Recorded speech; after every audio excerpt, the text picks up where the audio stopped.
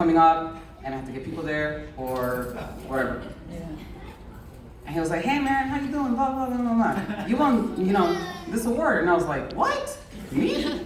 No way. And he was like, yeah, this is good news. And I was like, darn, I have to show up early at this event. I have to make sure that I'm dressed appropriately or whatever. Well, I left my tie on the plane on the way here and I showed up late here. So I didn't accomplish that. But all that stuff that they said, it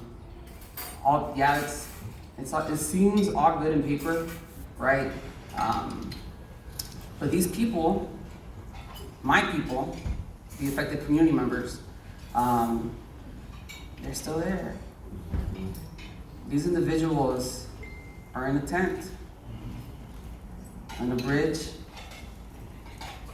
in an Airbnb, maybe. And it's difficult because once you've actually been there and once you've lived through the legal assistant life and you see how the process is where individuals come seeking asylum and they're told to wait 6 months. And so you're like, okay, like, what do we do now? So then shout out to Airbnb, they gave us big mansions, big novela mansions, novelas are, so, 100 trans men and women and other individuals from the LGBTQIA community could stay there for 6 months for free. That was pretty dope. That was in Tijuana. And I never want to go back to Tijuana. Tijuana, my sister and my family's gonna kill me because I never told them this. I only told my little brother. Actually, I'm not even gonna tell y'all. But Tijuana, I almost died. I helped a girl who had just been raped outside of my hotel room. Some of the attorneys and I kind of got kidnapped. And we had to contact the Raíces office in San Antonio to get us out of that situation. Because these individuals who came to these shelters, to the Airbnbs, they were looking for 2 specific organizers from an organization called Al Otro Lado. Unfortunately, they found them recently. And so it's difficult, this work, because through my journey, man, it's been hard. Because I want to go party, and I want to go play Pokemon Go. But I can't, because people are locked up all over this world. And just recently, if y'all didn't know, I was transferred to San Antonio. They basically said, do what you did in Dallas here, but you have 3, goals in San Antonio. 1 is to shut down Carnes Detention Center.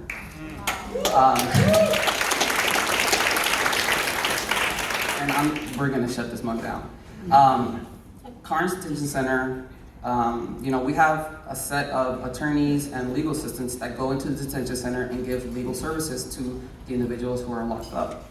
Well, at a time period, there were several women who were, incarcerated here. Several women told our legal assistants and attorneys that they were being abused by the staffers of this facility. We couldn't find 2 women, and the people that were locked up told us that they had committed suicide. And the detention center is covering it up. Once the detention center heard or found out that this had leaked, they moved 500 women overnight. I'm sure y'all saw that. Yeah. And so they did that in order for us to lose track of these women. But we found them, they in Mississippi. And we're suing the government. Carnes is on my list. Sheriff Salazar, who specifically stated that he ran on a campaign stating that he would make sure that, ICE and the police department of San Antonio would not work together. The year's almost up and they're still working together. And the third thing is, of course, to abolish ICE. And that's on way long.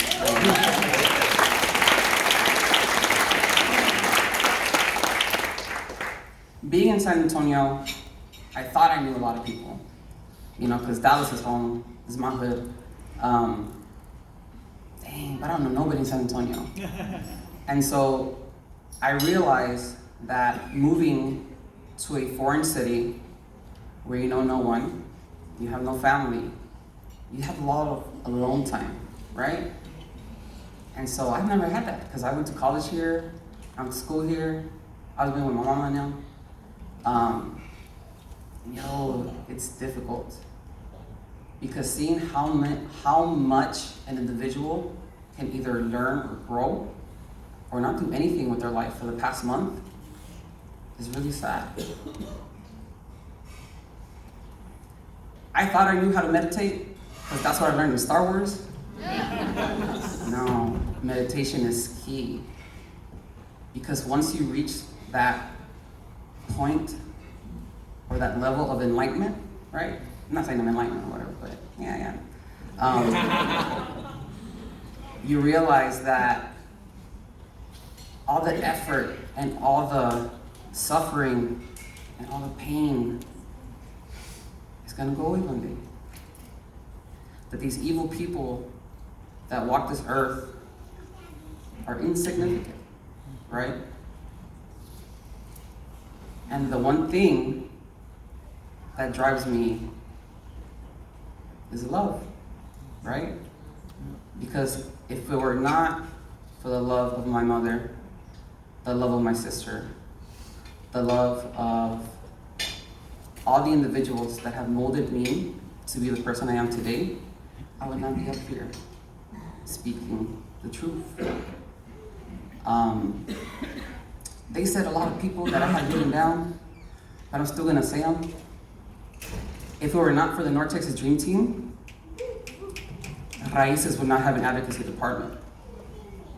Because I started off as a legal assistant, and I started doing a lot of things with the North Texas Dream Team. And they were like, oh, we like this. So I became the first community organizer of Raices, hence starting this department. If it were not for the mentorship, guidance, friendship, and bullying of Angelica Andrade, the North Texas Dream Team would not exist.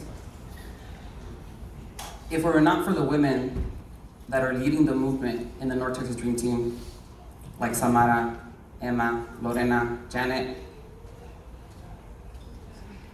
Sandra, there would not be this organization available for dreamers and for everyone actually. Raices, my mentee and mentor Gabby, we went to the same college together, but never at the same time, and now we work together, and it's crazy. But I've seen her grow so much, and I'm sure she's seen me grow a little. My activist mamas, Alia and Nayli, they always have me on check, and they always yelling at me, and I appreciate it, because I know it's out of love.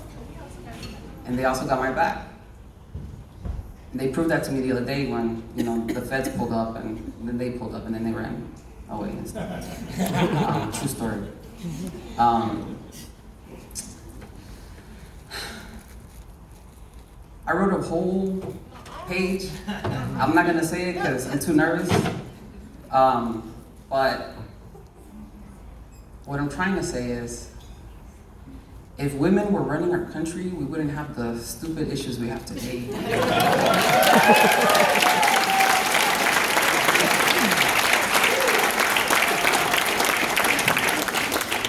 If women were in Congress, there's women in Congress, right? But if more women were in Congress, if more women were at the Supreme Court, if more women were at the White House, we wouldn't have mothers being separated from their children, because women have that maternal feeling, that maternal instinct.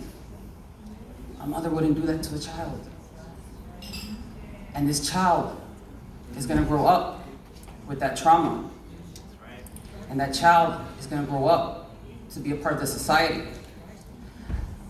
A society that's already targeting immigrants and other people that are oppressed. And so men, step aside. Let the women lead, because it's time. It's been time. The future is female. And they coming.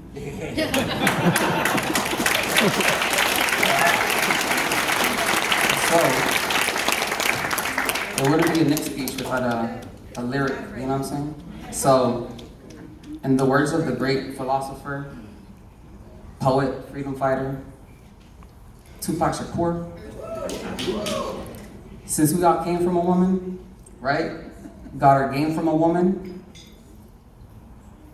Oh, I lost my spot. And got a name from a woman. Thank you, T, man. I wonder why we take from our women, why we, you know, it says some words I'm not gonna say because it has to be PG-13, but we hurt our women.